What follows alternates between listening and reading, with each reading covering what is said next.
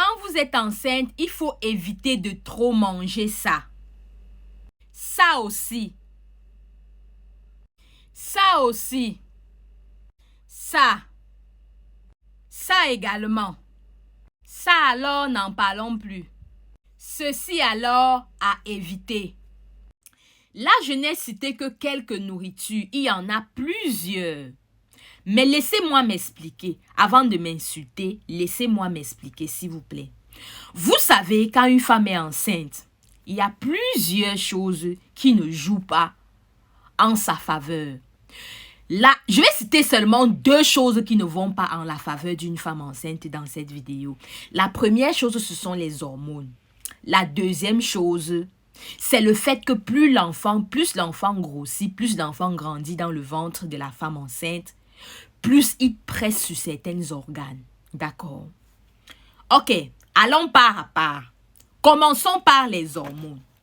Une femme qui est enceinte et elle a les hormones. Il y a plusieurs femmes mamans qui me disent, Tata la Rose, je suis enceinte, je souffre d'hypersalivation. L'hypersalivation, c'est quoi? L'hypersalivation, c'est quand vous êtes enceinte et que vous faites comme ça, tout le temps. Vous êtes tout le temps en train de cracher. Vous êtes tout le temps en train de cracher. C'est ça qu'on appelle l'hypersalivation. Et c'est différent d'une femme à une autre. C'est différent d'une grossesse à une autre. Il y a des femmes que ça va, ça finit. Elles arrêtent de cracher au premier trimestre, à la fin du premier trimestre. Il y a d'autres femmes qui arrêtent de cracher à la fin du 2e trimestre. Il y a d'autres femmes qui arrêtent de cracher à la fin du 3e trimestre quand l'enfant sort de son ventre. C'est là qu'elle arrête de cracher. Il y a encore une autre catégorie là. Ce sont les femmes qui crachent même quand elle a accouché, elle continue à cracher. Ça, ce sont les hormones. Il y a aussi des femmes qui me contactent pour me dire, Tata la Rose, je vomis, j'ai la nausée, je vomis. S'il te plaît, aide-moi. Quand tu as la nausée, tu vomis tout le temps. Ça veut dire que tu entres dans la catégorie des femmes qui souffrent des hormones. Ce sont des hormones qui te jouent des tours. Et ça peut aussi finir au 1er trimestre, au 2e trimestre, au 3e trimestre. D'accord? Ça peut même finir quand ton enfant est déjà sorti du ventre. C'est ça que je vais appeler l'hyperémèse gravidique. Maintenant, quand tu es une femme, tu souffres d'hypersalivation, tu souffres de nausées, tu souffres de vomissements. Mais ma chérie, tu ne peux pas manger tout ce qui est gras. Tu ne peux pas manger tout ce qui est lourd. Tout ce qui est lourd, tout ce qui est gras. Prenons un exemple. Revenons sur les photos.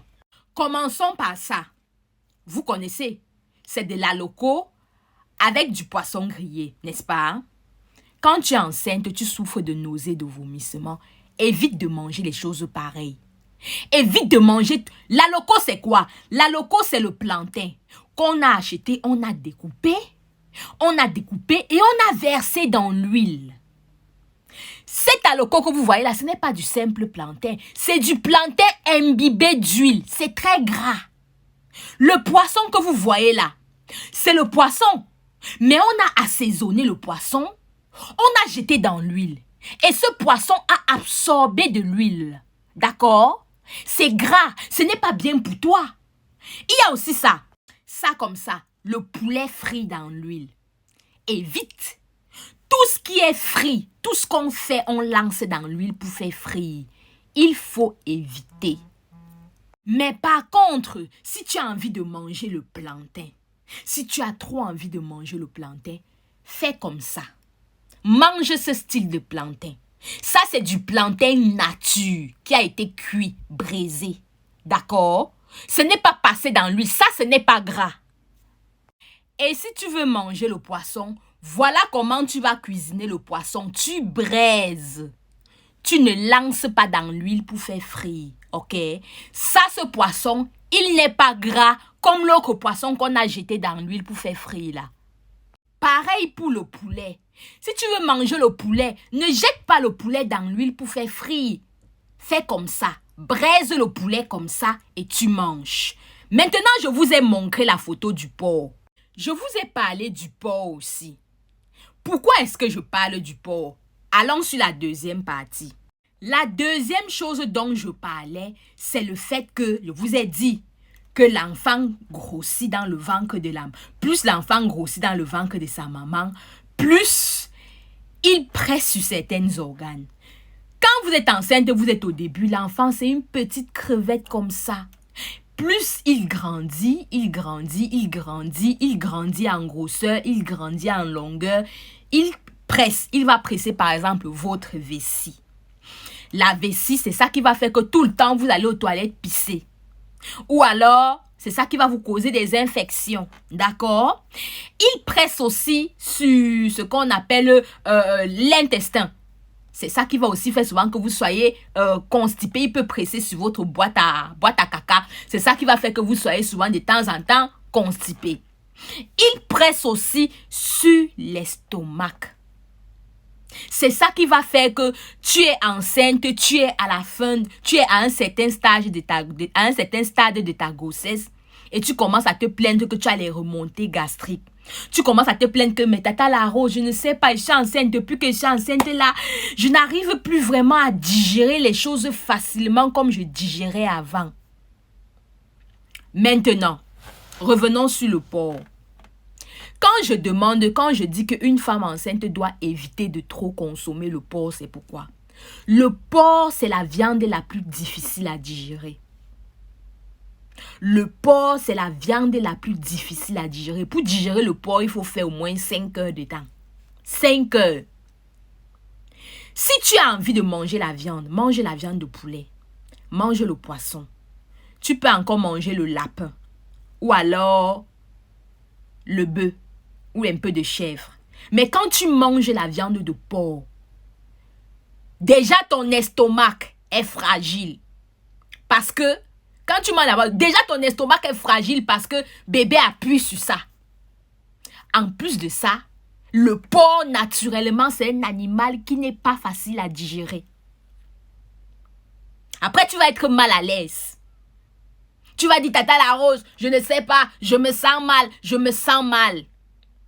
Dans tous les cas, je faisais cette vidéo pour te dire, quand on est enceinte et qu'on a les hormones qui dérangent et qu'on a le bébé qui grossit dans le ventre, il faut contrôler ce qu'on mange. Éviter de manger gras.